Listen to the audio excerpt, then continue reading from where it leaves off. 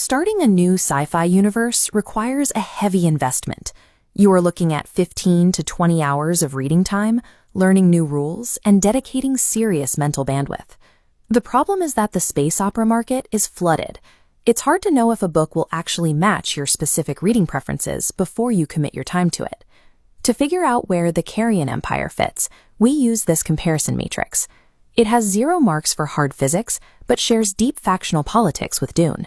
In the bottom rows, it heavily overlaps with the tactical violence of 40K and visceral terror of Dead Space.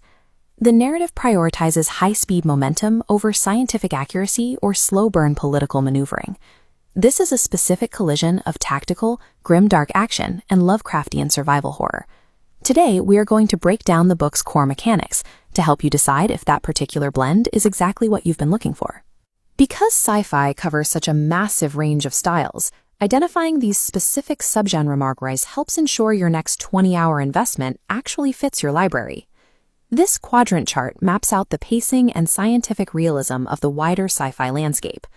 While standard space operas often sit comfortably up here in the slower, harder science quadrant, the CARRION Empire drops firmly into the bottom right, fast pacing and sci-fantasy horror. To access that fast pacing, you have to pay a toll up front.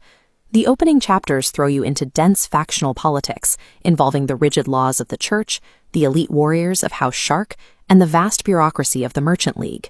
This establishes a deeply cynical, transactional universe. Alliances are temporary, and every group is actively looking for a way to exploit the others. The trade-off here is that the heavy terminology in the early chapters demands active, concentrated reading. You have to learn the players quickly. If you are a casual reader looking for an immediate, simple action hook, you might feel momentarily overwhelmed by the initial lore dumping.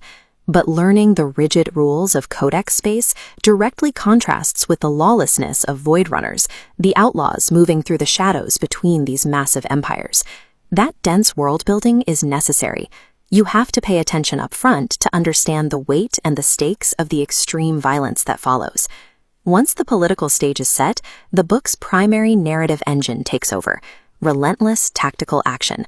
The combat focuses heavily on close-quarters shipboarding. You get detailed, squad-based tactical maneuvers where armored assault teams use energy saw blades to carve through bulkheads and enemy combatants in narrow corridors. This creates a highly cinematic, breakneck reading experience. There are no sagging middle chapters or drawn-out travel sequences where characters sit around discussing philosophy. The major trade-off for this speed is that the book leaves minimal room for quiet character introspection or deep, lingering emotional arcs. The characters in this universe are defined entirely by their actions and decisions under fire, rather than lengthy internal monologues. The author explicitly sacrifices deep psychological character studies to maintain that adrenaline-fueled momentum. About halfway through, the story executes a hard pivot, shifting away from standard bounty hunting and piracy into pure cosmic horror. You are introduced to eldritch elements, specifically a cult worshipping an ancient entity known as Malzeroth, or the Black Dream. This introduces the Voidborn Stalkers. The combat escalates into explicit, chest-bursting body horror as these multi-limbed creatures physically tear their way out of living hosts. The narrative stakes ramp up rapidly. What started as local faction disputes becomes a fight against apocalyptic existential dread.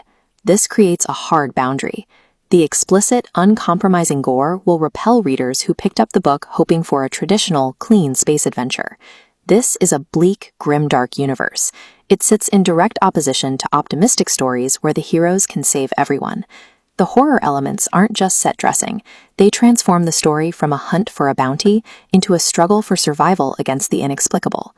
Ultimately, the CARRION Empire asks you to sacrifice scientific accuracy and slow politics in exchange for high-stakes combat and visceral cosmic horror.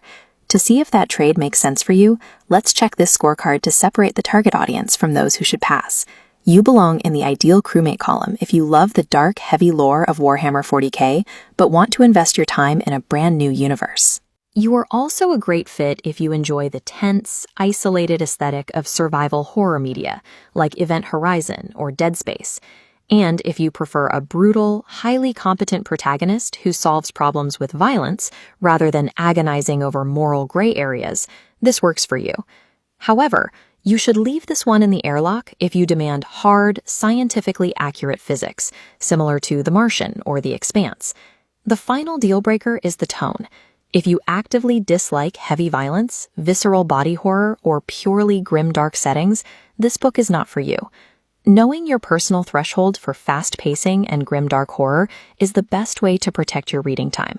If you fit the profile, the Carrion Empire delivers exactly what it promises.